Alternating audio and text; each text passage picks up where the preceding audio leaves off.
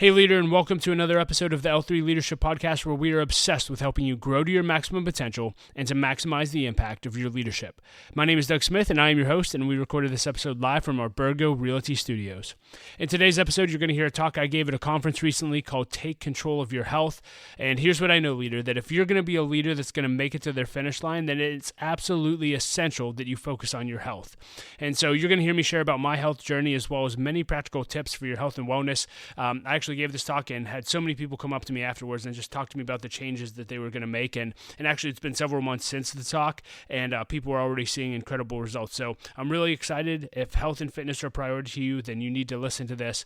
I think it'll really make a difference. And as always, if your organization is ever looking for a keynote speaker or for a conference, I'd love to be considered. You can learn more about my speaking at DougSmithLive.com. Again, that's DougSmithLive.com. And with that being said, let's dive right in. Here's my talk on taking control of your health. So I want to talk to you about the subject, taking control of your health today. And this is an extremely important subject to me. And I'm horrible at slides, putting slides together. I mean, look, so I'm like, I use AI on Canva. I'm like, make me a cool slideshow. But I had to put a picture. I'm like, what do I put on the title? So I just put a picture of me having coffee, right? Look at those biceps. I just wanted to prove my credibility for this talk. So now that you're aware that I have, credibility on this talk, let's dive in. But anytime I speak, honestly, my heart is, if I could sit down with each of you and have a cup of coffee and we were talking about health, this is what I would share with you. And so for me, when I was a young leader, I was 20 years old, my spiritual father, John Nuzzo, pastor of Victory Family Church, he made this statement, and he said, Doug, I think only about 2% of Christian leaders make it to their finish line intact, their families intact, fully fulfilling the call God had on their life. 2%. Now, I don't know if there's data to that. I doubt there is. But if it's not 2%, I can tell you it's not very much higher. 2% of Christian leaders make it to their finish line. Their marriage still intact. Their family still intact. Their actually ability to fulfill what God called them to do. And I have not been able to get that statistic out of my head ever since. In fact, part of the reason I feel like God put me on the planet is because I want to take a whole bunch of leaders with me and ensure that we make our finish line. Every leader I interact with, including the ones in this room, I want us all in that 2%. I want to be back here at Teach Passion Summit 2065 and be 80 years old, and that be a picture of me and my grandkids and my great-great-grandkids and say, guys, we made it. We made it. We were faithful, and in a few breaths we're going to get to hear, well done, my good and faithful servant. That's my vision for health and fitness. That's my vision for going to the finish line. But here's what I know. If we're going to get to our 2%, you're not going to get there unless you focus and prioritize your health. How many leaders do you know that haven't gotten to their finish line because of their health? Their life ended far too early. God had so much more for them, but they neglected their health, and as a result, they never made it to their finish line. They never got to see their grandchildren. They never got to meet their great-grandchildren. And it does not have to be that way. But so many times in the name of leadership, we neglect our health to our detriment. So we're going to focus on this, and I just want to say this. Here's kind of the key theme here today. Unless you're very lucky with the genes you have, you will not get to your finish line without great health. I look at Donald Trump. I mean, the dude, what is he, 78 years old? Eats McDonald's every day, has a button on his desk for Coca-Cola, which has 46 grams of sugar per can in it, and sleeps 4 hours a night. That is not the model, of health, right? But for whatever reason, he passes, all the physical exams with perfect health. That's not you and I. That's not the normal person, right? And if you are, God bless you. I wish I was you. But for the majority of us, we're going to have to focus on this thing called health and fitness. So let me start today by just asking you a few questions. Do you have a vision for your health and fitness journey? Do you have a vision? I can tell you what a vision isn't. A vision isn't, I need to drop a few pounds this year. That's not a vision. I probably need to focus on my health. I probably need to get a physical. That is not a vision for your health and fitness journey. The vision is the 2%. That's what drives me. What's going to drive me to work out and to focus on my health and do what I need to do? It's that. It's my 5 children. Man, I want to see them become the men and women God called them to become. Do you have a vision? And if you don't, I hope by the end of this talk you start to get one. What do you want to be able to say about the way you stewarded your body and health while you were here? The Bible says our bodies are a temple. And God, I forget who said it yesterday, God talks a whole lot about stewardship in the Bible. But we rarely think about the way we steward our body. And can I just tell you, I don't believe that God has ordained every single thing that you put in your mouth, Greg, right? You can't tell me God ordained for you to eat an entire chocolate pie last night, not just one slice, right? Like you had a choice in that. At least that's what I believe. But what do you want to be able to say about what you stewarded? You know, I'm really big on, like Andrew said, life plans. A life plan is just what do you want the end of your life to look like? I want to be able to look back and say, this is what I did with my health and fitness, and I'll get into that. And then here's the real challenging question for all of you. If you had to predict whether or not you'll make it to your finish line based on your current health habits, what would your prediction be? If you had to predict whether or not you'll make it to your finish line based on your current health habits, what would your prediction be? When Greg put his obituary up, I've done a lot of year-end planning. I've always thought about what the end in mind, but I've never actually written out my obituary. It was a great exercise. But when I saw yours, and the fact, I don't know where you came up with 45, but I'm like, 45? Like, man, that would be so devastating. And it just got me thinking about that. Like, man, what, if I keep going the way I'm going with my health habits, I may only have a few years left. You know, unfortunately or fortunately, depending on the way you look at it, I've had a lot of loss in my life. I lost my mom when I was 17 years old. She was 55. My mother-in-law died 2 years later. She was 47. I had a younger sister who died of a heroin overdose in 2019. She was 32. You know, if I only get as many years as my mom, I have 15 years left. That's it. If I only get as many days as my mother-in-law had, I have 7 years left. If I only get as many days as my sister got, I'm already living on borrowed time. We're not promised tomorrow. But what I can promise you is there are things that you can do within your control. And the point of this talk is to say, hey, if you follow these things and get healthy and fit, that you'll never, ever experience health issues and that you're going to live to 120 years old. I can't promise you that. But I can promise you there's a lot of things you can do within your control. And if you'll do your part, you need to trust God with his part and trust God to hold his hand. But far too many people just want to say, oh, I'll just trust God. What will be, will be. And man, I feel like that's a mistake. Yes, God will carry you and he'll watch you, but we have a part to play in our health and fitness. So for me, definitions, for me, I'm very, very simple, just like Matt was saying earlier. For me, I have two definitions, one for health and one for fitness. My definition for health is the ability to live as long as I'm able to live. I mean, for me, that's it. Everyone always says that health is the new wealth, but it's all about longevity. I want to be here as long as I can, do everything that God called me to do. I was recently, I went to the Global Leadership Summit last year, and John Maxwell was speaking, most influential leader probably in my lifetime, in my life, and he was sharing a story about his dad. His dad was his hero. His dad was 94 years old, I think, when he passed, and literally to the day he died, that man was making a difference. Like, even when he got in his nursing home and his wife died, he would call his son John and say, John, man, I'm leading this and that at the nursing home. I'm making a difference. We're lifting up people's lives. These people need Jesus. They all need to eat. Till the day he died. And he was on his deathbed, and they knew it was, going to be the end. And John went to the doctors and nurses and said, please don't come in the room. I just need some time with my dad.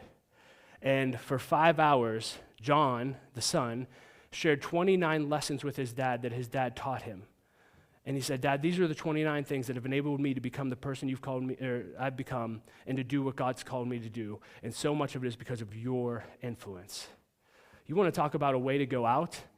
And then a few breaths later, hear, well done, my good and faithful. I mean, that is a life well lived.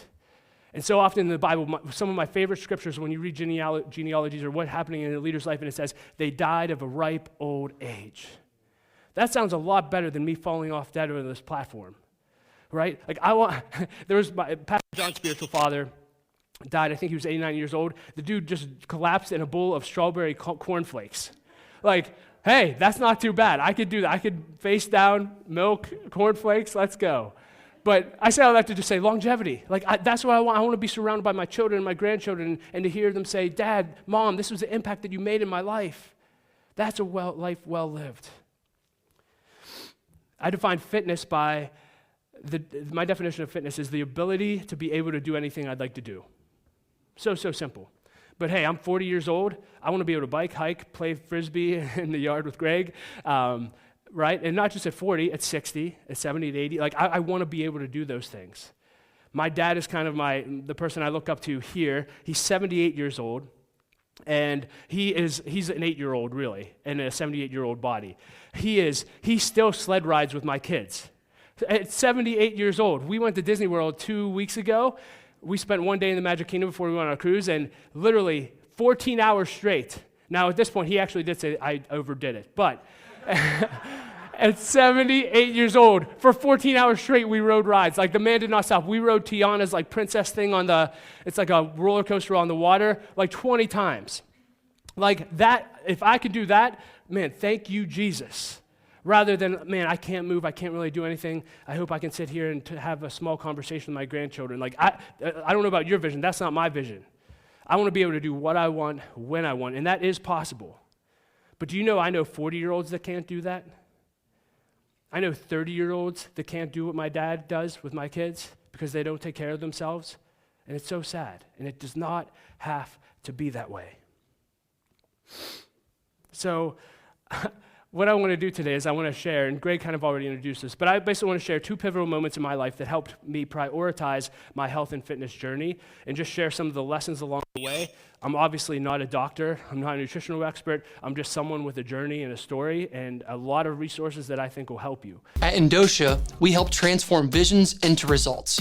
What does that mean? We often work with companies who are doing amazing things that have incredible products and services, but fail to communicate what they do properly and market themselves effectively. We passionately serve entrepreneurs, business leaders, and visionaries to see what's in their heart and their visions for the future come to life. We do that by providing fractional marketing leadership and creative execution all in one. That's what we call VCMO. With VCMO, you get a marketing director and a team of creative professionals to help execute all of your marketing needs, all for one monthly cost. How do we do all this? We do it 3 ways. Number 1, we get your vision. We get excited about your mission and your trajectory as a company and come alongside to see you go further, faster. 2, we have a team of talented strategists and creatives to get all of the work done. And 3, we flat out work freaking hard for you and your company. Reach out today. Let's start a conversation. And so let's dive right in. I want to introduce you to Fat Dougie. He's right there. So you probably don't know whether to laugh or just smile, but that's Fat Dougie. I grew up the heavy kid. I broke 100 pounds in kindergarten. I broke 200 pounds in 5th grade.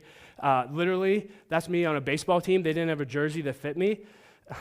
So that wasn't fun. And got made fun of. Like, I had a lot of friends, but always got teased about being heavy. My friends called me Chunky D for a while.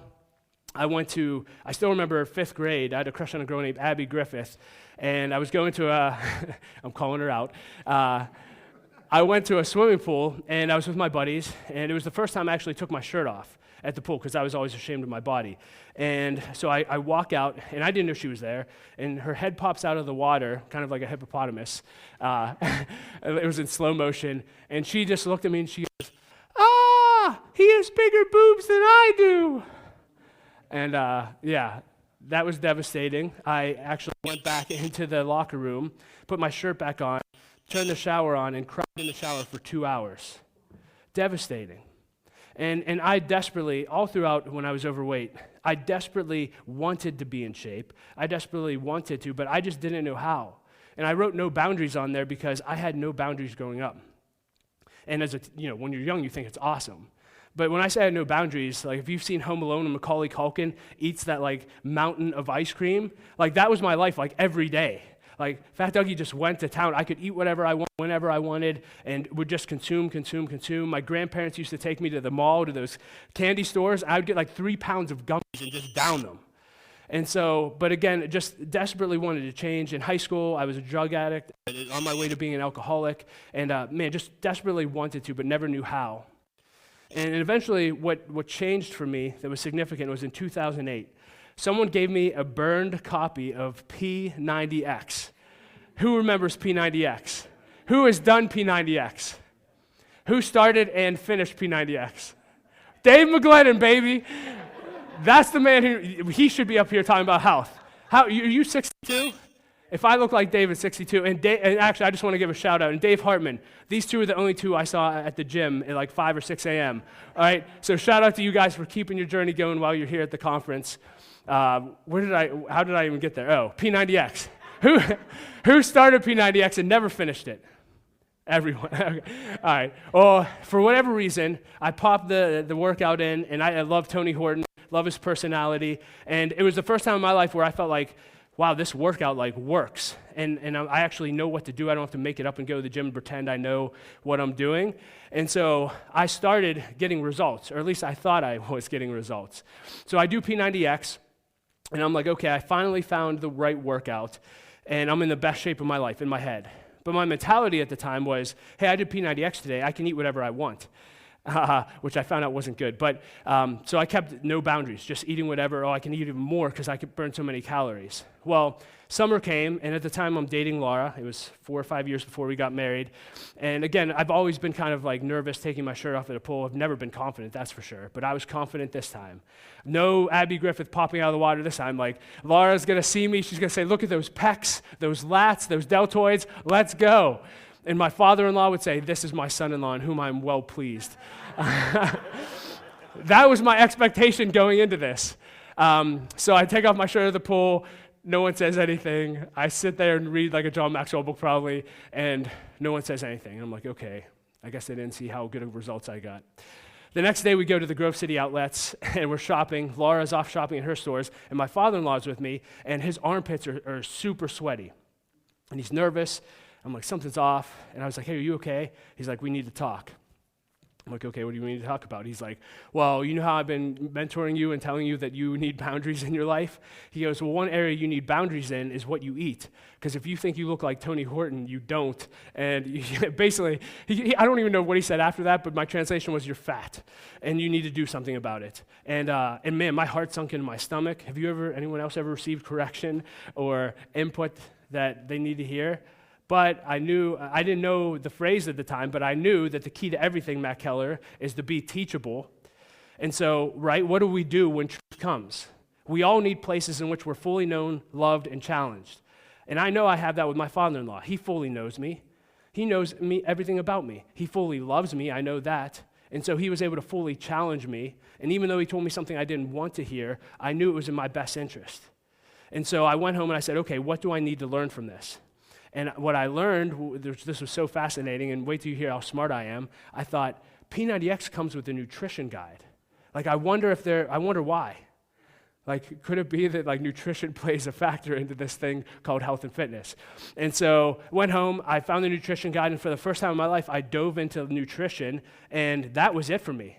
Like, nutrition really is like 80% of the battle. If you're wondering how to get in shape, it's not 80% nutrition. Working all that matters, but not nearly as much as food. And so I ended up getting into the best shape of my life. My peak was probably at my wedding, obviously, but anyway. But I was in the best shape of my life, and I've been able to sustain that basically for 20 plus years now. Yes, thank you.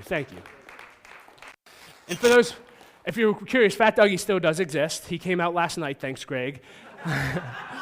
Fat Dougie can't say no to a buffet, or, for me, my hard thing is I'm an Enneagram 7, so like if I feel like anything is a special occasion, which an Enneagram 7 thinks everything is a special occasion, I want to dive in. So I've had to learn to be really disciplined, but he still comes out more than I want him to. But what are the lessons that I learned there that will actually be practical take home for you? Let me just share a few things. Number one, Tony Robbins, my favorite nutrition quote, nothing tastes as good as fit feels. Nothing tastes as good as fit feels. And if you've ever gotten into shape and actually felt that way, you know that that's true. Nothing tastes as good as fit feels. And the whole point here is the nutrition matters. And you might be saying, well, I have no idea what to do there, or I think I eat clean. I meet so many people who think they eat clean, and I always have them do this. It's similar to a time audit that Greg talked about. I have them do a food audit. Hey, for 2 weeks, I want you to record every single thing that God ordained you to put in your mouth, or that you chose to, and I want you to write that down, and at the end of the 2 weeks, we're going to review your journal and actually see what your diet's like. And it's crazy sometimes when I read what people eat. I'm like, oh my gosh, this is like the normal average American diet. It's actually really, really sad. But what I found is The substitutions that they need to make are so simple, and they can have just as much food or just as good food tasting-wise with a few substitutions and make a huge difference in what they're actually consuming. And so a lot of times it's just substitutes. So what I'd encourage you to do on the nutrition end is do that. And what's beautiful about the world we live in today is the greatest coach that I have in my life right now is ChatGPT. Now, that never replaces one-on-one. You always need mentors. You always need coaches. So, I'm not saying just log into that. But I still do this today. I log what I eat. I throw it into ChatGPT, and I say, Chat, pretend you're a world-class nutrition expert. Please coach me on this. How did I do eating today on a scale of A to F? And where did I miss it? Where can I continue to tighten up? And it tells me exactly what to do. And you'll see how some of that plays into a later lesson that I share. But you'll be shocked what ChatGPT can do for your health and fitness. And if it's not ChatGPT, go to someone that you admire. I guarantee you know someone that takes care of their body. And if you don't know, look. Who's the most in shape person you know? You can usually tell if someone works out or not, takes care of themselves. So nothing tastes as good as fit feels. Start to focus on that. And I could do a whole lesson on this, but I would encourage you also, just as a small hack, evaluate your relationship with alcohol and drinks in general. You'd be shocked at how many people drink thousands of calories and they think nothing of it. And just in general, and I feel like there's a whole movement now of people, in my opinion, I think it's a good thing, quit drinking. And I have so many leaders I've talked to who have stopped drinking alcohol, and they feel so much better. They've lost weight. They work out better. And so just reevaluate your relationship to alcohol and drinks in general outside of water. Next lesson is the best workouts are the ones that you'll actually do. The best workouts are the one you'll actually do. And this is different for everyone. But one of my favorite quotes is by a guy named Patrick Bet-David. He said, "You are one system away from changing everything." You're one system away. And this is true in business. This is true in your marriage. This is true with your kids. You're one system away from changing all of the results that you're getting. I love that. And for me, that's what P90X was. I needed a system, something that I fell in love with, that could change everything for me. Now, for me, why did I love it? Because I could work out at home. So I had to get some equipment. I don't have to go to the gym and waste an hour commuting and all of these different things. I could just work out at home and get it done. 2, I didn't have to think through anything. All I have to do is show up and hit play. And the person tells me what to do. I still do Beachbody and Peloton workouts every day. Like I did one this morning in the gym. Every day. I don't have to think about it, and I look forward to it because I found a workout that I love. And maybe you've been averse to exercise your whole life. I can promise you there's something that you love. You just have to find out what it is. Experiment. Go to a cycling class. Go to the gym. Lift weights. Now, I will say, I believe you need lifting and cardio in your life. Really, really important. It's looking like research is showing that the average person needs around 150 minutes of cardio a week, and then 2 or 3 to 4 days of lifting as well. And again, it doesn't have to be, I'm not trying to overwhelm you, but you need both. But maybe it's going for a walk. Maybe it is going to the gym because you like the social interaction. Whatever it is, find out what you love. And when you do, you'll actually look forward to it. My workout's one of my favorite parts of my day. I literally cannot wait to it. On my rest days where I have to do yoga, I like yoga, but I'm so disappointed I can't pump iron or get on the bike. So find the workouts that you love. It'll make things so much easier. You are one system away from changing everything. Next, consistency is key. I don't have to tell you that, but consistency really is key. When I was young, the most influential book I read was John Maxwell's book, Today Matters. And one of his main theses is the secret to your success is found in your daily agenda. The secret to your success, and that's true in every area of your life, the secret to your success will always be found in what you do daily. So what do you do daily? And you should have something for every area of your life. And Today Matters, he basically takes every area and says, here are things I do every single day in each area of my life. Here's what I do today for my finances. Here's today what I do for my marriage. Here's today what I do for my children. Here's today what I do for my health and fitness. So for me, it's every day I try to get 7.5 hours of sleep. Every day I'm going to work out. Every day I'm going to track my calories so I know what went into my body. Every day I'm going to throw all that information into ChatGPT and see how I can get better tomorrow. Right? Every day, every day, every day, every day. And once you establish a habit, it's established, and it just becomes part of your life. One of Greg and I's favorite quotes ever came from my high school football coach, and he said this, he said, day-to-day intensity, week-to-week consistency builds champions. Day-to-day intensity, week-to-week consistency builds champions. Getting fit and healthy is not going to happen overnight. It's going to happen consistently, day after day after day after day after day. You have to be consistent. And then last lesson here is daily encouragement. Accountability helps. This is my friend TJ. I think, has he been a faculty member? TJ's been a faculty member here as well. This is a picture of us on my 30th birthday, which was 10 years ago, hard to believe, but we worked out. One of the only times I have done a workout with a friend, and we had a great time. And he said, hey, what if we do, can we just text each other daily on our health journey and encourage each other? And it's been 11 years, and we text each other every day. And it's just, hey, here's the workout I did, or hey, I messed up last night. Greg put a buffet in front of me. I couldn't say no. Please help me, Jesus, to stay on track this week. But it's the daily encouragement. And he wrote me a long letter last year just saying, hey, I can't, and I didn't even know it had been 10 years. I can't believe it's been 10 years. Thank you so much for encouraging me daily. Thank you for even when I miss and drop the ball that you lift me up and you don't shame me and put me down. Thank you, thank you, thank you. But what if you had a workout buddy or someone that could hold you accountable to your health? And we're constantly challenging each other with some of the things that I'll share with you. So again, nothing tastes as good as fit feels. Nutrition matters. The best workouts are the ones that you'll actually do. Consistency is key, and accountability partners can help you go the distance. So those are the lessons I learned from my Fat Dougie stage, and I would say that was more just about me getting into shape every day. Like it was more about how can I get an optimal weight, how can I feel good, how can I be physically active and do what I want to do. The next big moment in my life actually happened in 2024 and 2025. And in early 2024, I actually think I met with Matt, I started getting all of these physical symptoms and like over my body and to a point where I couldn't even do yoga without having an anxiety attack and my heart rate like going through the roof. And so I had to take 6 months off of working out. I felt like I was having breathing issues. My chest was tightening. It was just really, really strange. And I didn't know what it was, and I thought, am I going to be disabled? I mean, I had lots of fearful thoughts, like, am I never going to be able to work out again? And so didn't know what to do with that. And then last June, and I was trying to do a bunch of things, but really I just rested and took time off. In June, my dad, 78 years old, had triple bypass surgery for the first time in his life, hopefully the only time. And I'm at the hospital with him before he's having the surgery, and I was like, hey, have you always had like cholesterol issues or what? He's like, oh, Doug, nonchalantly, this runs in our family. He's one of 12 kids. He's like, half my brothers and sisters like had heart issues. My mom had heart issues. I'm 40 years old. I'm like, what? Like most of my family have lived like their 70s, 80s, 90s. I'm thinking, I have good genes. I'm great. I'm going to live forever. But it's like, oh my gosh. I'm like, what? Why didn't you tell me this when I was 20 or younger? But I'm glad I know at 40 and not 60 or 70 or 80. And so I thought, okay, I need to do something with that. And then the third thing that happened, and I'll go into lessons with that, the third thing that happened was I found out that we had mold in our house.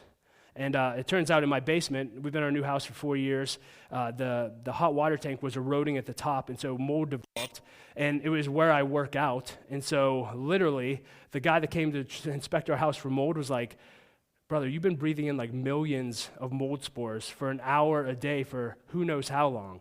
And I'm like, mold. I started looking into mold, and I also didn't mention last year when I couldn't work out, I gained 25 pounds, like out of nowhere. And I was like, what the?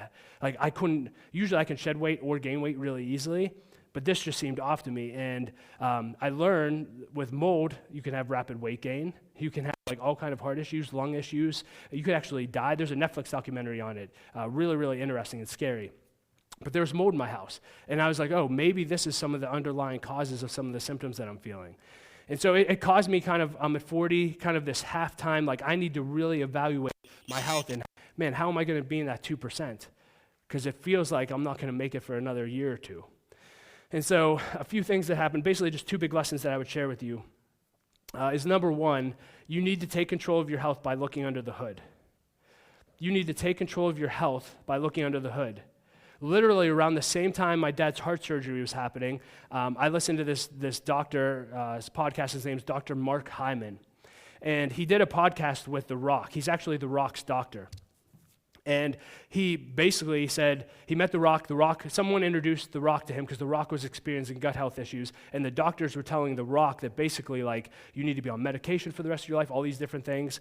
And so he ends up meeting with Dr. Mark Hyman, does blood work, and his dad and grandfather both died of like the same cause, and he was super afraid that he was getting what his grandparents had. And so Hyman does all this blood work, It ends up being like, you don't need to be on medication, just take this, get this food in your system every day and you'll be healed. And The Rock did it. He was fine and he's been fine ever since. And this blood work, The Rock just said, hey, it was scary for me to look knowing my family history, but I needed to look under the hood. And so I'm like, I'm in. So I signed up for Function Health. I'll provide a QR code in a minute. But I get this blood work done, and it basically tests over 100 biomarkers, way more than your PCP will do. And I got the results back, and sure enough, I don't know if you could see up there, I had 87 biomarkers in range, but 12 out of range. And if you see in the middle there, most of the out-of-range biomarkers, heart. And it turns out there's a biomarker called lipoprotein that's a genetic, and what I love about the app is you can actually break down each of those, and it'll give you a full breakdown of what is this, why is it important, what can you do about it. But lipoprotein is a genetic one where you only have to test for one time, and if it's high, you're already a high cardiovascular risk. And so that was me. And so I said, oh man, I could be my dad in 30 years, or who knows. And it said, one of the descriptions under lipoprotein said, most people that have high lipoprotein don't know that they do until they either have a heart attack or a stroke. And so I went to my PCP and I said, hey, here's this blood work, I have high lipoprotein, is that a big deal? And she said, yeah, that's a really big deal, we need to focus on that. And I said, how come you didn't test me for that when I was 10? And she said, that's a great question. And again, I'm not a doctor, but that's part of the problem. There's a great book called Outlive by Peter Attila. I provide a link to it and a resource slide up ahead. But basically he said right now we're moving from medicine 2.0 to 3.0. Medicine 2.0 is reactive. It's basically like, hey, if you get symptoms, we're just going to react to it. 3.0 is, hey, you can get individualized information really early and be really intentional upfront about it, and it could change your life and actually save you from premature death. That sounds really good to me. So I get this tested, found out I have high lipoprotein, and basically took all that blood work and all the info, put it in ChatGPT, and said, coach me up. And for me, the changes that I need to make was realized I was eating so much saturated fat in what I thought was healthy food every day that it was blowing my levels out of the water. I was eating nuts, which again, in and of itself, healthy food, right? But it has a ton of saturated fat in it. I was cooking with coconut oil, eating bacon, cheese, all of those things. I was probably eating 50 to 60 milligrams of saturated fats a day. ChatGPT's with what you have, it should be 5 to 10. And so I had to make some significant changes there. I also really focused on sleep and recovery. But all that to say is, I had to look under the hood. And my challenge to you as leader, look under the hood, right? I would rather find out this way while I have time to do something about it than find out by having a heart attack or by having to go into triple bypass surgery like my dad did. Because watching that's no joke. They rip open your rib cages, they collapse your lung, they take your heart out like Indiana Jones. It's crazy. But I don't want that to happen to me. So anyway, this has helped me be extremely intentional. My wife is also doing this. Cancer runs in my wife's family. There's pre-cancer screenings. Man, look under the hood. Please, please, please, please, please, because it'll help you be intentional with your health. And the other lesson is just real simple. Check your house for toxins. This sounds so simple, but in Southwest PA specifically, there's this thing called Radon. It's gas, and I didn't know what it was, but I found out that it's the second leading cause of lung cancer in the world. And turns out my mother-in-law had lung cancer that went to her brain, and she never smoked or anything. And we don't have proof of it, but we do know they had high radon and never dealt with it at their house. And so we don't know, but Laura and I immediately checked our house for radon, got radon mitigation system. Same thing with mold. You can check mold in your house for free and get it, and if you need to get it remediated. But the consequences of these things, they seem subtle. But again, it's what if radon took me out because I didn't even know it was in my house? What if mold took me out at 40 when I could have gotten remediated and lived till I'm 80? You got to look under the hood, and you got to be intentional. And so as we start to wrap up our time this morning, if you want a QR code for Function Health, I'll just give you a second. You could scan that right now, but it's also just functionhealth.com or just Google Function Health. And if it doesn't work, it's ChatGPT's fault. It made my QR code for me.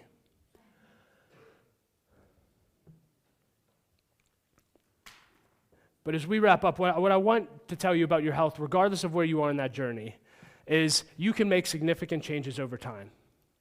You can make, whether you're trying to lose weight, whether you're trying to change your nutrition, or whether you're trying, like I am right now, to lower your biomarkers, you can make change over time.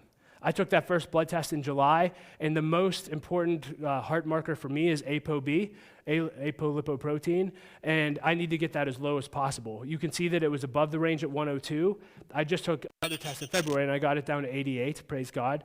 Let's go. That's progress. I'm hoping that in July, that's down even farther. But again, day-to-day intensity, week-to-week consistency over time creates significant change in your life. You got to do it every day. And so I want to leave you with some resources. I'll just walk through these quickly. Body and Peloton, again, if you're looking for home workouts, these are fantastic. They have a library of more workouts than you'll ever be able to do. Try a bunch of them. See what works. Try a Peloton bike. Try running. Whatever. An Apple Watch. I see a lot of Apple Watches here. There's an app. I was looking to get a Whoop or an Oura Ring because they're great and have a lot of data. But then in my research, I found out that Apple actually, it's not Apple that makes it, but there's an app called Bevel, and it'll track your sleep, your recovery, your stress levels, your strain levels. And so similar to Andrew's chart of how he maps his energy throughout the day, I can see my stress throughout the day. So I can actually look back at my day and say, like, oh, I was in that meeting. My stress shot up. How do I be more calm in meetings like that? Super helpful. MyFitnessPal is what I use to track my meals. Yuka app is an app that you can scan any barcode of food and it'll grade it on a scale of 1 to 100. Don't put anything in your body that's under a 65 and you'll start to feel a lot better. ChatGPT I talked about, Dr. Mark Hyman. And then I recently read a book. This guy just got in a bunch of trouble with Epstein email, so like I'm not promoting him as a person, but his book Outlive is very, very good.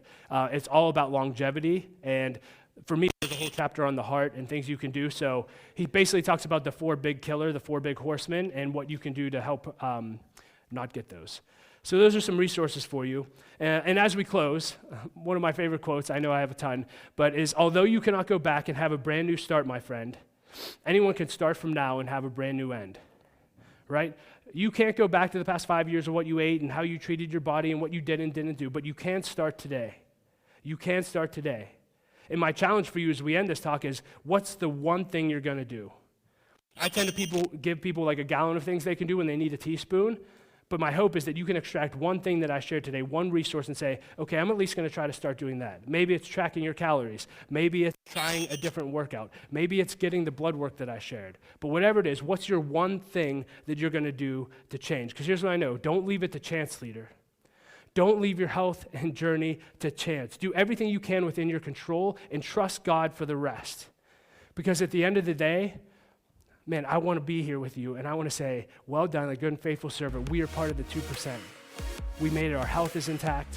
Our family is intact. Our character is intact. Our ministry and businesses are intact. And we live the life that God called us to live. Well, hey, leader, thank you so much for listening to my talk on taking control of your health. I hope that it impacted you. And more importantly, I hope that you'll do something with the information that you learned.